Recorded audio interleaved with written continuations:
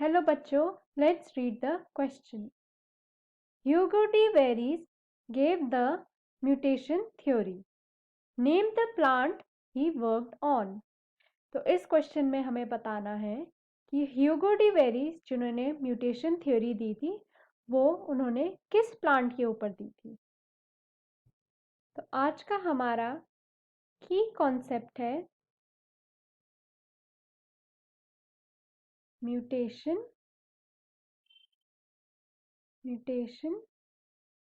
Theory.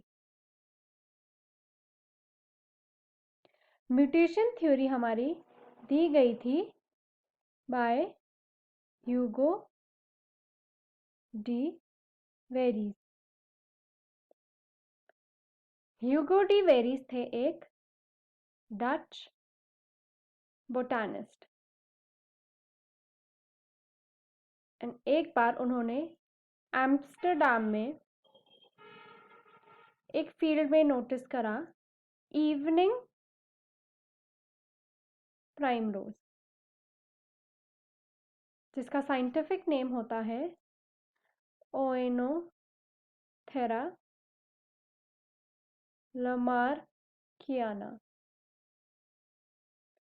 ओएनोथेरा लमार्कियाना में उन्होंने notice करा कि जो इसके वाइल्ड फॉर्म्स थे वो कुछ नए कैरेक्टरिस्टिक्स शो कर रहे थे एंड उन्होंने बोला कि ये कैरेक्टरिस्टिक्स जो है उन्होंने ओरिजिनेट करा है सडनली एंड जो ये कैरेक्टरिस्टिक या ट्रेट्स हैं वो आपके हेरिटेबल है, जिसका मतलब है कि ये पेरेंट से टू प्रोजेनी ट्रांसफर हो सकते हैं। तो उन्होंने बोला कि ये वाइल्ड जो फॉर्म्स थे वो थे आपके म्यूटेंट्स एंड उसी के साथ उन्होंने बोला कि जो न्यू ट्रेट्स हैं या कैरेक्टरिस्टिक्स हैं उन्होंने बोला कि इन्हीं को हम बोलते हैं म्यूटेशंस। ह्यूगो डी वेरिस ने म्यूटेशन थ्योरी के अंडर मेनली 4 पॉइंट्स बताए। तो फर्स्ट पॉइंट उन्होंने बोला जो म्यूटेटेड प्रोजेनी होती है वो हमेशा डिस्टिंक्ट होती है फ्रॉम इट्स पेरेंट। मतलब जो प्रोजेनिक के कैरेक्टरिस्टिक्स होते हैं वो हमेशा डिस्टिंक्ट या फिर डिफरेंस होते हैं फ्रॉम द पेरेंट।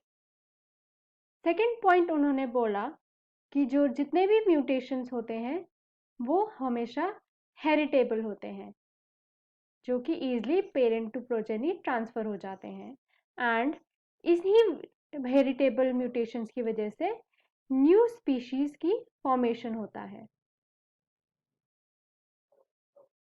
थर्डली उन्होंने बोला कि जितने भी म्यूटेशंस होते हैं वो हमेशा सडन होते हैं एंड लार्ज वेरिएशंस दिखाते हैं।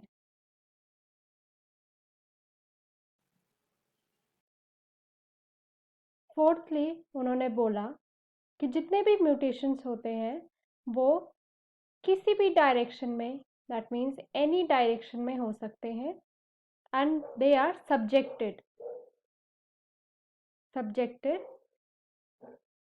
To natural selection. उन्होंने बोला कि जितने भी अनफेवरेबल